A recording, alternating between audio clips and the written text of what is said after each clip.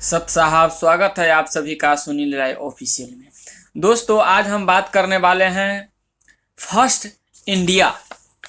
India news की जो एक डिबेट निकाला था, उन्हीं के ऊपर हम बात करेंगे। श्रीमान विजेंद्र सोलंकी जी ने कुछ इस तरीके से बात कर दिए उस डिबेट में, जो कि दिनांक 22/8/2023 का ये डिबेट किया था। और उसमें एक संत को, एक परमात्मा की अवतार को लिखी पुस्तक ज्ञान गंगा और अंध श्रद्धा भक्ति खतराए जान को लेकर के इन्होंने गलत टिप्पणी दिया था।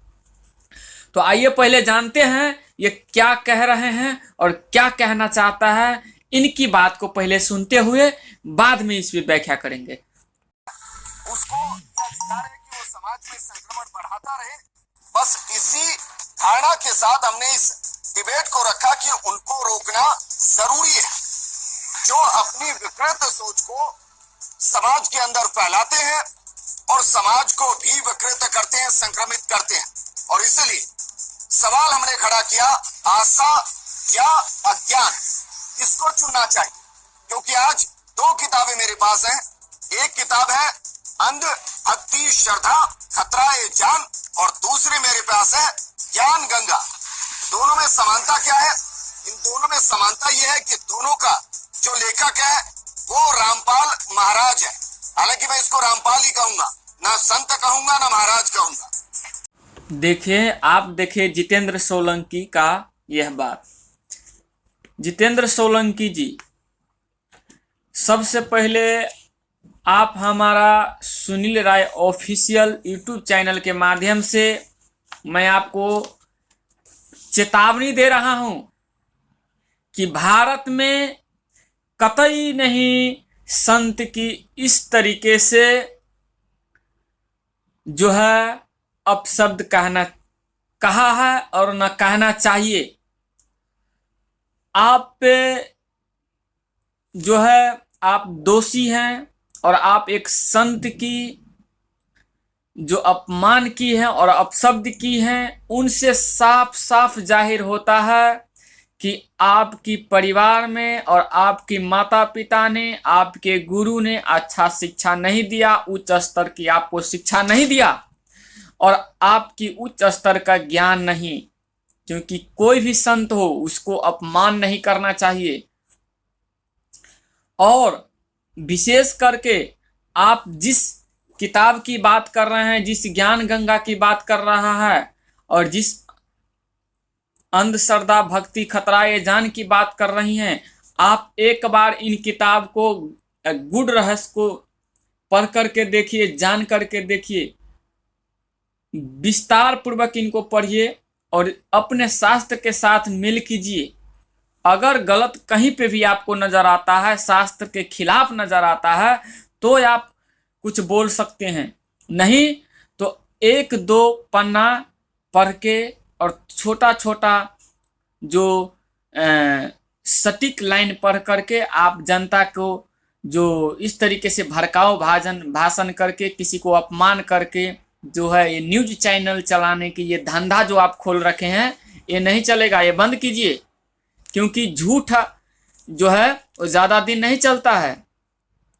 और मैं आपको बता दूं, संत रामपाल जी महाराज वो पूर्ण परमात्मा का अवतार और भगवान ही हैं, जो खुद काल कोठली में है, लेकिन उनकी नाम से आज करोड़ों व्यक्ति का कैंसर ठीक हो गया है। और आप बात करते हैं ज्ञान गंगा की, आपको ज्ञान नहीं है, आपकी बोलने का तमीज नहीं है। इस तरीके से किसी संत को नहीं बोलना चाहिए। आप पहले अध्ययन करके आइए, बोल के सीख के आइए, माता पिता से शिक्षा लेकर के आइए, आपको कार्रवाई किया जाएगा। आप इस तरीके से किसी को नहीं बोल सकते हैं, क्योंकि भारत में सदियों से जो है संतों की कदर रहा है और आप इस तरीके से संत की अपमान कर रहे हैं। अब आप हमारे भावनाओं के साथ खेल रहे हैं। किसी की भावनाओं के साथ खेलना कतई अच्छा नहीं। और तो और एक कोई न्यूज चैनल चलाना और न्यूज को एंकर हो जाना कोई बड़ी बात नहीं है। बड़ी बात है उनकी गूढ़ रहस्य को जानना, गूढ़ रहस्य को गूढ़ समाज तक पहुंचाना और सत्य तथ्य की बात करना। अन्य धर्म गुरुओं की अपने ही शास्त्र को ज्ञान नहीं। बंदी छोड़ सतगुरु रामपाल जी महाराज आज से नहीं 20 वर्ष से इन धर्म गुरुओं की साधना टीवी चैनल के माध्यम से, श्रद्धा टीवी चैनल के माध्यम से, ईश्वर चीन टीवी चैनल के माध्यम से शास्त्रोगात करने के लिए कितने बार कहा, लेकिन आज तक कोई नहीं आया। और अभी भी हमारे गुरु महाराज कहते हैं करवाइए ऐसा व्यवस्था, सरकार को है, आपको हिम्मत ताकत है तो करवाइए। संत रामपाल जी महाराज को एक तरफ रखिए, एक तरफ सारे हिंदू धर्म या मुस्लिम धर्म या जितने भी धर्म हैं उनके प्रवक्ताओं को रखिए और शास्त्रोगात कीजिए। और इन तरीके से किसी की भावना के साथ मत खेलिए। तो मैं आपको चेतावनी दे रहा हूं इस वीडियो के माध्यम से, सुधर जाइए। और संत रामपाल जी महाराज पूर्ण परमात्मा का अवतार है, पूर्ण संत है। माफी मांगिए उनसे, उनकी किताब पढ़िए और देखिए, और शास्त्रों आप अपने शास्त्र में खंगाल करके देखिए और किसी बात को अनर्थ शब्द मत लगाइए,